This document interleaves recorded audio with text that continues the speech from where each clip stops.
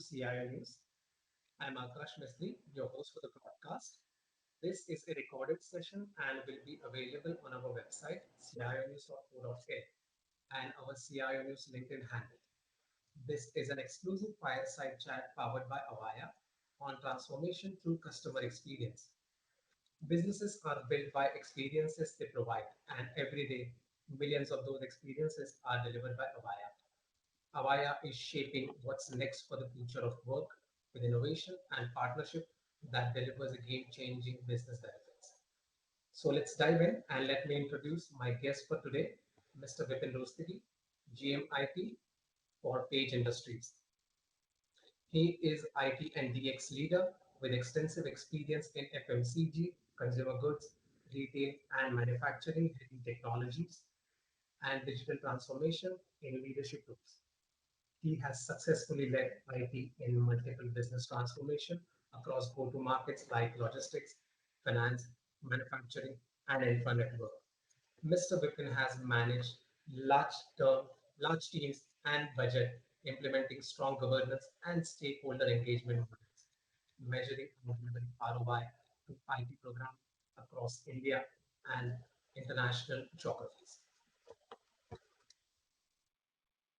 And next, we have Mr. Anush Kaur, India Marketing Lead at Avaya, and also our moderator for today's session. He is an experienced business marketing specialist with a strong mix of strategic, analytics, and creative experience. He has the proven history of working in the IT and telecom industry. With over 20 years of relevant and skilled expertise in leadership communication, marketing management, customer acquisition, and relationship management, partner management. Thank you, Akash. I'm going to jump in out here. Thanks again for the introductions. Thank you, Vipin, first of all, for making time across for this. You know, it's absolutely imperative that we speak to, CIOs, head of ITs to understand the perspective.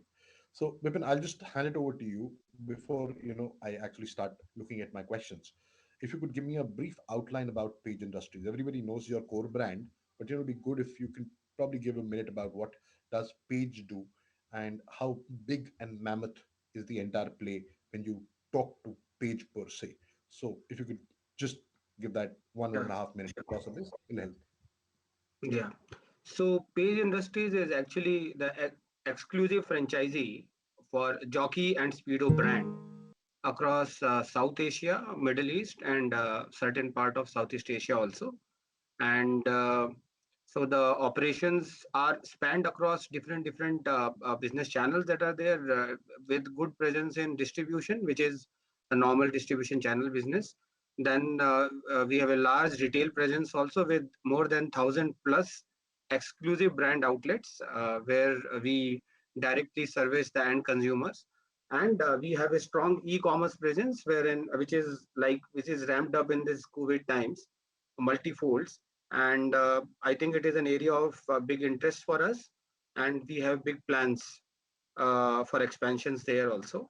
Then we have other businesses which are export businesses. Then we have international distribution presence also in certain geographies. So that is how Page is, and this is for both Jockey and Speedo. Speedo is a upcoming brand. It's an established brand in the Western world, but in India, it's an upcoming brand, and we have big plans for it. But for now, it is a very small part of business, but we have a very strategic stakes here, and we have big plans for expanding the footprint. So that's about Page. Wow. So, Vipin, honestly speaking, this is the best that customer experience can probably delve into because this is purely experience. At the end of the day, the products that you sell clearly are experience. However, we're not going to talk about product experience. So, I'm going to start across my first question, Vipin, from a perspective of, uh, you know, how are you managing your customer experience? And please be absolutely clear about your customer experience in the sense of the individual or the buyer, and also your distribution channel and how are you actually using digital from a perspective of managing your customer experience. One is, of course, the phygital part of it, in which a customer is being directly dealt with. But at the end of the day, the entire, and you mentioned e-commerce as a huge play for you, and of course, distribution as a huge play for you, exclusive retail stores. So, how are you using the entire digital medium in managing that experience, that brand page slash brand jockey? And Speedo, by the way, is a huge brand. I'm a huge fan. You know, so therefore, I would love to understand that how are you actually managing and using the digital channels to manage the customer experience in this sphere and arena. Sure. So, Page is a very traditional company. Until recently, 4 or 5 years back, our quality of the products and the satisfaction of customers were driving it by itself. Actually, there was a lot of pull from the market. But recent past, the strategy has changed totally for Page.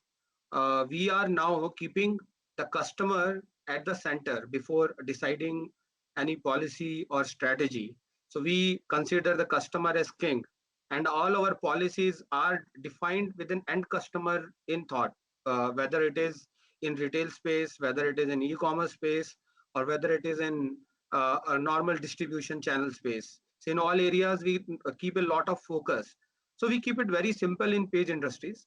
There are two key pillars. One is the quality of the product. See, at the end of the day, quality of the product is a culmination of what customer experience the end user is going to get, and it has to be driven as a core KPI or matrix across the organization. It cannot be just that the marketing team is actually delving on to give a better customer experience and giving a customer satisfaction and all. It is the duty of all the departments. So it is driven very heavily within Page Industries, and it is very, very important KPI for all of us. So that considering that, I think that is one area where we have like implemented a lot of digital initiatives. One is around end-to-end traceability. So we have our digital setup in such a way that any piece which any customer receives, we are able to trace it back to which batch and which day, which month, which factory it is produced, so that we have an end-to-end traceability to an individual piece level.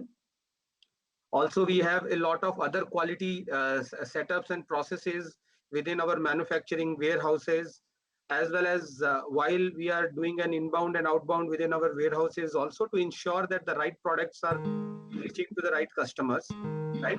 So that is one way we are kind of ensuring that the quality is of major focus and customer achieves the right quality. Secondly, on the front end areas, so a lot of digital initiatives are being taken. So that is the second area I was talking about. One is quality, and then one is the new age digital and customer experience initiatives that are there. So quality being the traditional setup, mind setup, without a core fundamental thing set up, we cannot of quality insurance. We cannot think of a long-term thing. We can think of a one-time thing, but we cannot think a long-term sustenance and building a lot of value for the company for the long term. About the initiatives, there are different initiatives we are taking because our business is spread across channels. For the e-commerce, we have done an entire revamp of our e-commerce landscape, where we have introduced new technologies in the order management, warehouse management. On the content management and CX side, we have changed the entire UI UX as well as the backend capabilities to enhance the customer experience in terms of latency and all that. So those all experiences, we have tried to reduce the latency to a acceptable value. Beyond acceptable, actually, we want to give the world-class experience to our customers, and then all our cataloging and everything, all the product promotion schemes, and all the insights that we need to give to the customer while the customer is exploring the products. So everything is made so much consumer friendly with a design agency and all that. So that is how we are revamping our entire e-commerce space. On the retail side, we are doing a lot of transformation because on the retail, our retail stores, we want to make them an experience center just rather than just a selling point. And we are also trying to establish a very relevant point of sale solution so that we can explore, give consistent marketing experience to our customer, the product experience in terms of all kind of promotions that are running, in terms of all kind of discounting, in terms of on product availability that is there, so that we can give an omni-channel experience in terms of product availability, promotions, uh, as well as build capabilities where the customer can get a view of experience like an endless aisle, where if somebody is losing something or not able to buy something on e-commerce site, we are trying to send him mailers so that he can visit the offline stores with a certain discounting, and we can extend that in distribution.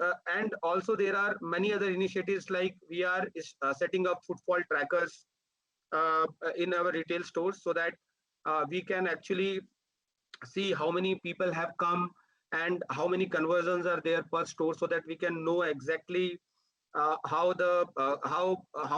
much conversion is there and how much traffic is there in our retail stores. Then we are planning to implement a new retail store app for managing the operations with excellence as per the company strategy that is there, so that we can control end-to-end operations for all our staff there, and the entire planogram as well as the operations are managed as per company policy. For Page Industry, it is very simple. We just think like, if there is a customer, there is a journey he follows. So the journey, we keep it very simple, is there is a latent need. Most of the times the customer is not even means it is there in his thought, but he will not think about, it is a latent need in his mind, and that need he can only manifest if he is having a very convenient mode, wherein he realizes that this is his need, right? So that realization is first step. Second step is, once he comes to any of our platforms, then we are able to give him that the product availability and the ease and convenience in which he can go and make a sale, right? Third step is, at the moment of truth, when he is actually deciding to make a sale, we give him such convenience in terms of all the insights, trends, and product availability, that he actually we are actually successful in making that kind of making that sales success, right? So if you see, there are three different pockets. First pocket, nobody sees in the current era. So what we are trying to do in analytics and all, this first step where there is a latent need, and that need manifests into a person going into a website and like exploring products. So those things, most of the times what we try to say is, there is a order from the customer, but we are not, no, I'm not talking only about e-commerce site, but in retail also, if a customer is going and the product is not available, so the sale will not be made and we will have a lost sale. But there are opportunities where there are, say, maybe out of 100 customers, only 50 customers are either visiting our websites or visiting our retail stores, but other 50 customers are still not converted to make that leap of faith and come to our uh, uh, like sales points and all that. So first is that we try to record that, like what is the latent need, what kind of noise we are making in the market, and what our expectations, what our market segment, and what kind of conversions we require. Then we do a loss sale analysis also to understand where we are lacking, whether it is due to product availability, whether it is due to right range not being placed at a certain places, right product ranges, or whether it was a lack of selling process where we have not engaged with customer in a right way, the endpoints, whether it is e-commerce, retail, or distribution, whether we have been able to successfully put our product and make a sale. So these are all the initiatives from the front end and the back end, which I will say is strategic. Other than that, there are many initiatives which we are also doing. It will take a lot of time to explain those also. I just wanted to tell that with Page, the customer is at the core, and we always think about what is going in the mind of the customer and what kind of digital initiatives we can uh, uh, uh, take to make to convert that customer and actually bring and advance, make him advance in his journey. Customer is king. You completely bang on said that. My question is that while you're doing so much to create value from him, are you measuring this? And are there any standard benchmarks that you've kept? For example, you talked about your digital reach out, you talked about your point of sale reached out, you talked about your latent need and converting that across down from a perspective of getting the customer to walk into the store. How are you actually measuring how was he treated? what is the mechanism of taking feedbacks and recording that up? And if that is there, what is the benchmark to that? So have you kept a benchmark that a customer walks into a store, looks at five products? How do you record that? And if you recorded that, how does it dovetail back into your system for you to analyze, for you to give across to the management to take a conscious call that this is what happened with customer A, and this is what happened with customer B and C, and this is the industry benchmark, and guess what, we've gone up or below this. So do you have any sort of measuring mechanism which is inbuilt along with benchmarks? And I think this could be used across by multiple CX heads who are doing an FMCG orientation, or at least a product which is off the counter kind of a orientation. Over to you. Sure. So we have an entire CRM and call center setup also. And in our e-commerce site and whatever transactions are happening on our e-commerce site as well as our retail stores, there is a basic tried and tested method which we use, which is NPS. First is that, which is starting point, and average score should be more than 3. That is what our assumption is, because anybody who is satisfied and willing to give a feedback, I think out if a person is satisfied 10 out 50 out of 100 times, he will not give a feedback, or maybe 80 out of 100 times, 20 times only he will come forward and give a feedback on the online portals or in the retail stores if you ask about it. So we try to track that, and we try to keep it. One is that. Then in our CRM systems, another KPI is how many complaints we are receiving from the customers. So for our like, if you can call it D2C kind of, means retail plus e-commerce, I will kind of call it as direct to customers, because at both places we are directly engaging with customers and making a sale, right? At both these places, if there is a complaint from the customer, we try to track it, and we'll try to see which are the processes which are causing a discontent in the customer. Sometimes it is product quality, sometimes it is wrong product being sent to the customer, sometimes it is the inconsistency in sizes, right? Sometimes it is color mismatch between the e-commerce site and what the customer has received. So there are multiple things which are there. So we'll try to measure and there are internal company benchmarks against all of that, and we try to keep them to a particular minimum, right? And also, so what we try to do is, we also have a second market, which we have exclusive retail stores where we sell all the rejected products that we have. So we normally make it a point that we don't sell bad products, or even if there is a minute level of quality issue we feel, we keep it as a separate thing, and we sell it on heavy discounting, 70-80% and all that, which might not even be noticeable, but we don't want to put it into the supply chain for regular business. So that is also one of the measures, is that how many rejected pieces have missed the quality testing. Normally it is very minuscule. So there is also a standard against that in a particular month, how much percentage it is less than 0.001%. So we tried, nothing escapes, because there are multiple rounds of quality tests that are there. Then also we measure lost sales as one of the criteria. So what is the kind of assortment that we want to keep, and what are the kind of sales which are lost? Because in the retail stores we record that. We normally make it a point that if there is a customer request that is there on e-commerce, anyways we get it, because customer is trying to buy a product but that product is out of stock. So normally there are abandoned carts also, as well as the customers are logging in but they are not completing their sale. So we try to take a measure of that also. There are internal benchmarks with the e-commerce team. That is also one of the measures. Then lost sales and fill rate losses are one of the criteria, because that will cause a dent in the customer experience. So it's an indirect thing, but it is very, very important. So we measure around that.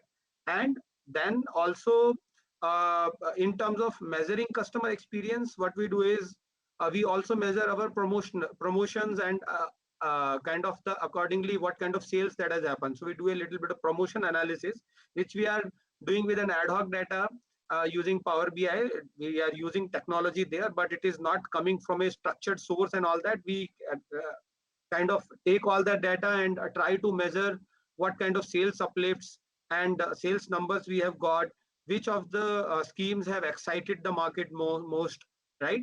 So that way we try to understand and we take a measure also. Interesting, Vipin. That really sorry, I actually dovetailing this to this. I have another question across on this. Actually, not on this. You mentioned at the start that you are a large brand, a very conservative in approach from a perspective of you at the start. But all this deployment that you're talking is absolutely fab brand new tech being introduced across. And I'm sure you and your team are working across on this. So how do you feel that you're doing it, enabling it across? Are you basing it across on the old tech? Or have you migrated to cloud across on this? And how's the entire migration to cloud happening across? Have you introduced processes which are already on cloud? And how do you feel this thing, at least in your business, in especially the business that you've ranked up? A lot of this would be manual or a hybrid kind of a storyline. So automation plus the entire manual intervention part of it. How are you capturing it up? Are you using the age old methodology, or have you moved across to the cloud? And how do you feel this thing that cloud is going to take up your business, or is it going to be a hamper up for you somewhere down the line? Sure. So when I said that Jockey is a very traditional company, I meant in terms of value. So it is not like, see, I've worked in three of the, I will speak about three different companies that I've worked in. One was Asian Paints, one was Marico, and one is Page Industries. So all three of them are very, very successful companies. And then there are core competencies and thoughts and kind of strategies and people management and everything which are very different, but which works for them. So like Asian Paints is very cutthroat. They are very, very solid about processes, adherence of processes, right? And there are strong measurements and all that. So similarly, Marico is a place for an entrepreneur. They give a lot of value to entrepreneurship, right? And they give a lot of flexibilities. The people are enabled to make decisions. Processes are there, but processes are not hindering anyone. If somebody wants to do something which is out of the box, then the general acceptability is higher. Page is a very people-centric company. They are kind of means there are heated discussions, but to a certain boundaries. It is not cutthroat in the in terms of people. Like it is very, very focused in the well-being, overall well-being of the people. uh, we have very, very docile discussions, right? And there are numbers. If something misses from here to there are discussions that happens, but not in a way where uh, kind of you understand, right? So I am just trying to tell, it is a very traditional kind of setup where there is a lot of value for people. There is a lot of value given to what people think, and what kind of decisions are there from them, right? And in terms of managing business processes and all that also. So there is a lot of views which are taken from everyone, and there is a lot of thought process behind every process, and everybody is aligned and all that, right? It is not like, if at the end of the day I have a business strategy top down, I will just thrust on the bottom. If it's a very big size company, normally it comes top down and everybody has to align. But here there is a lot of alignment exercise that is taken. There are workshops that are done. So that way, it is a very different kind of company. But in terms of technology adoption, they have peaked from the last 5 years. Most of our IT landscape is on cloud as of now. So I totally believe that cloud is the way forward. And most of the products that we are thinking about, two ways it gives benefits. One is we are looking to reduce all our capex investments, because these technologies are changing very, very, very fast.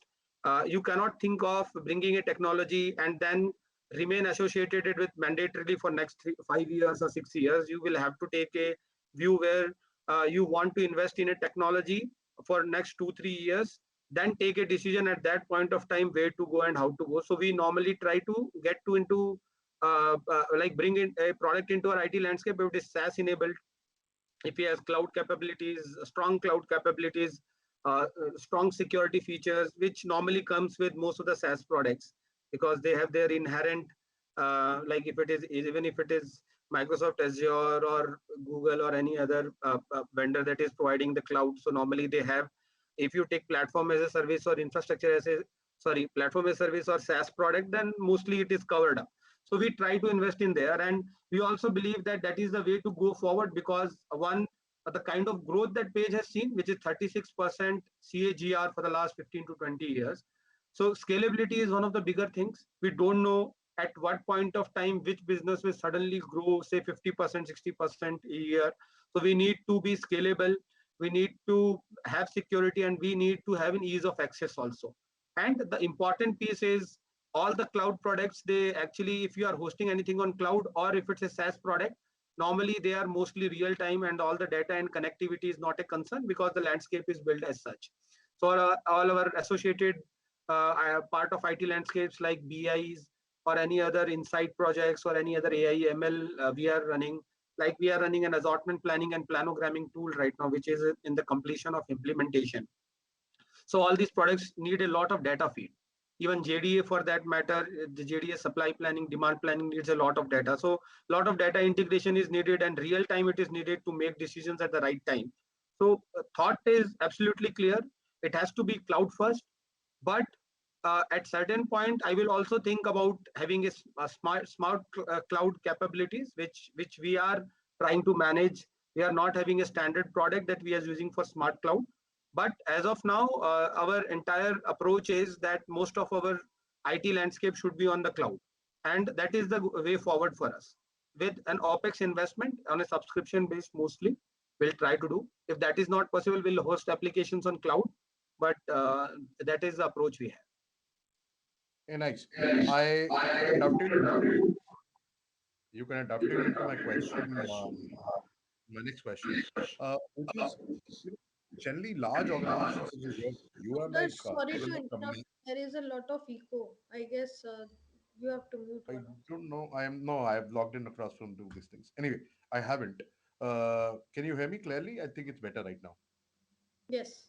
I am Yeah. able to hear you very clearly, no Yeah, yeah. problem. So Vipin, my question was, hey, Akash, edit this part in the entire recording. Anyway, so Vipin, my question next one, and you broke my thought on this one is, but having said that, kind of dovetails across.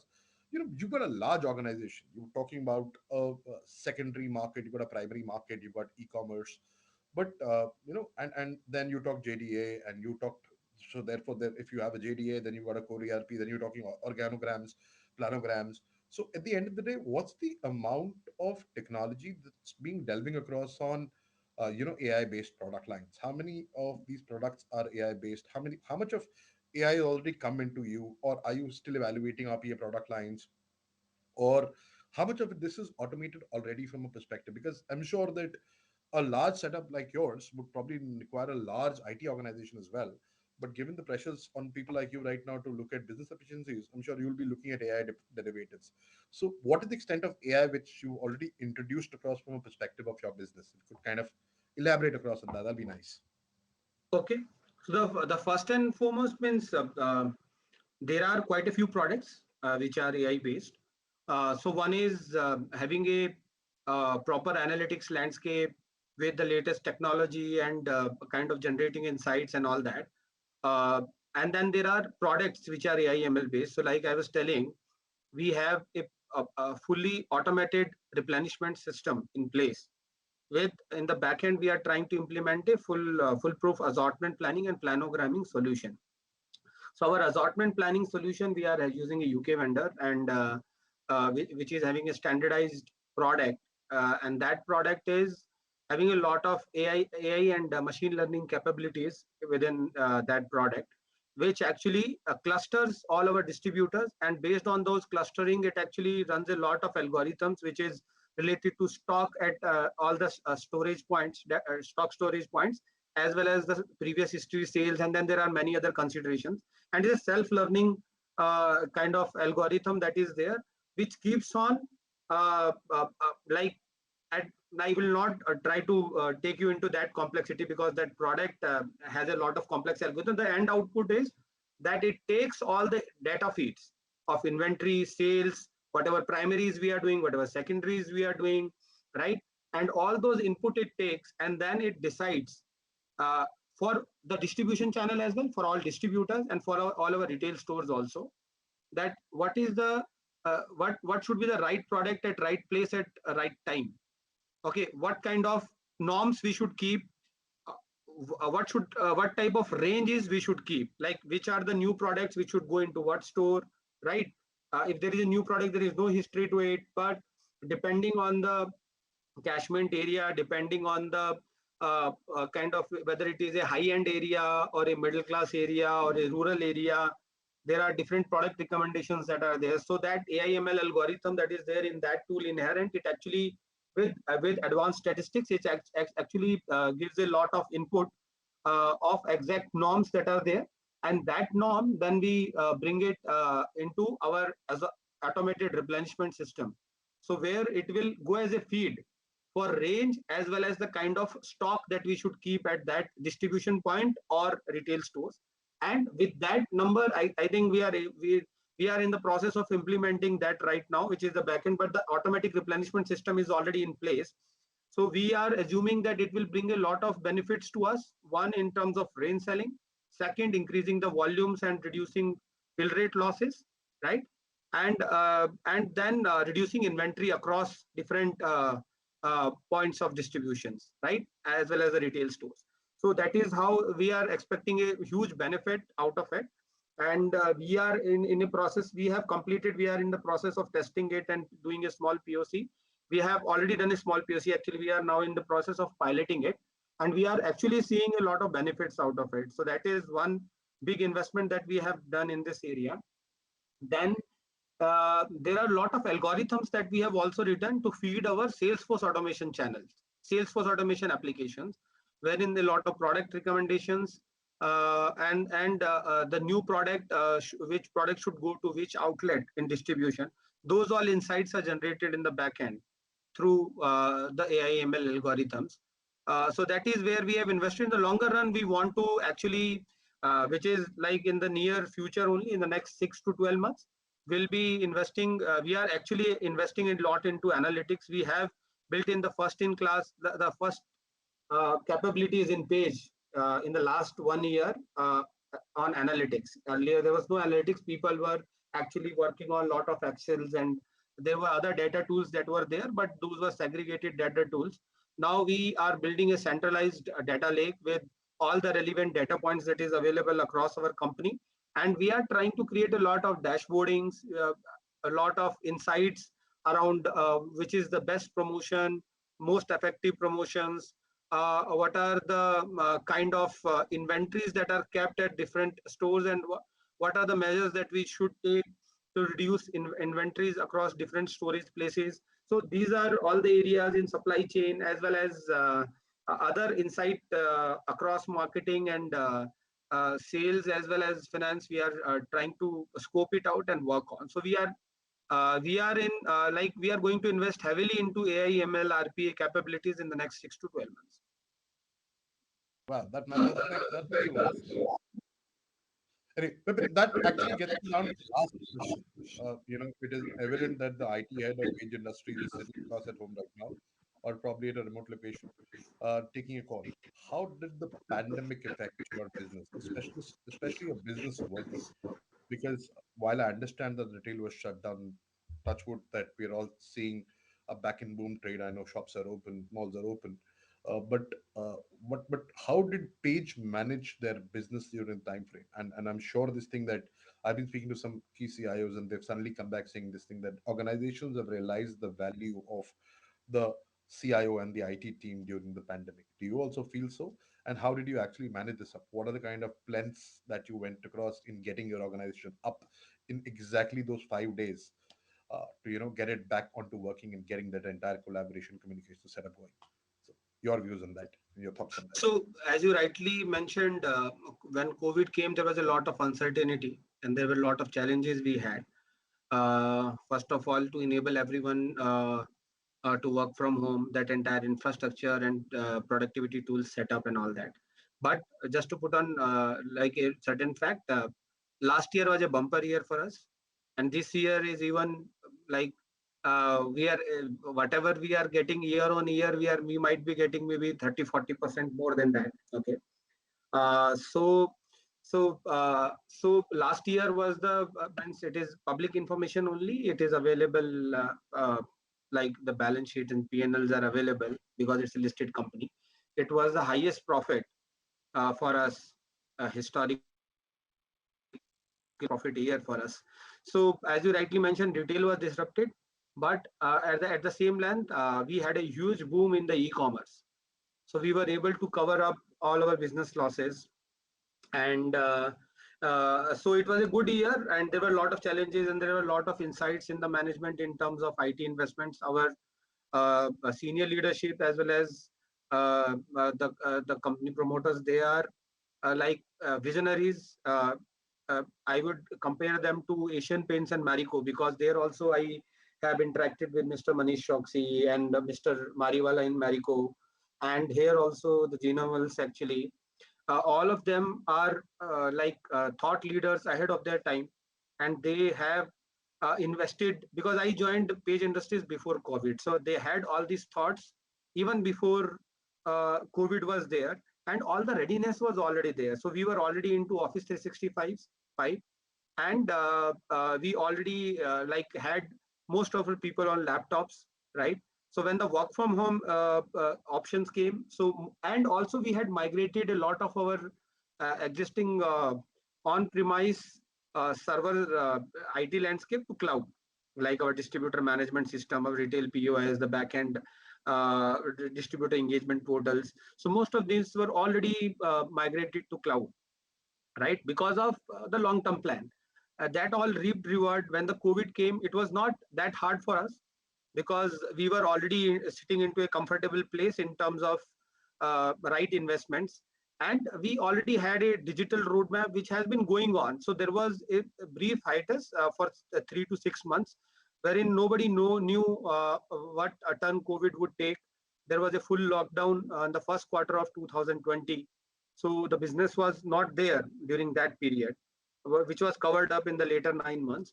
But at that moment of time, a lot of investments, capex investment as well as opex investment, a lot of cost cutting we thought.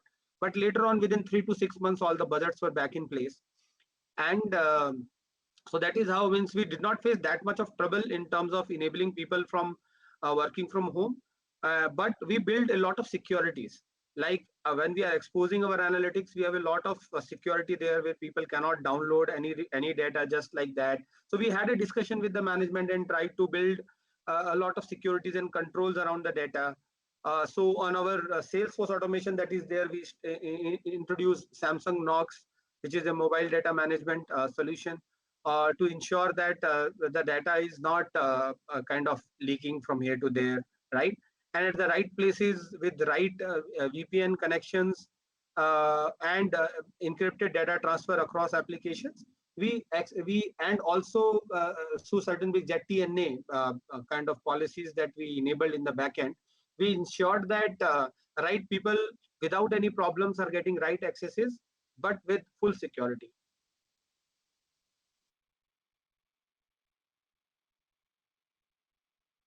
Thank you very much, Vipin. Honestly, this kind of sums it up from a perspective. But honestly speaking, I suddenly realized this thing that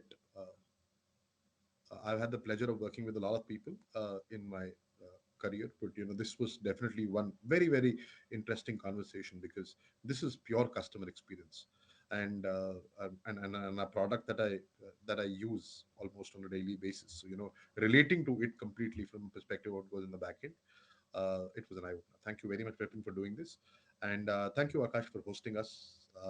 Over to you. Thank you, Adarsh. Thank you, Akash. Thanks, everyone.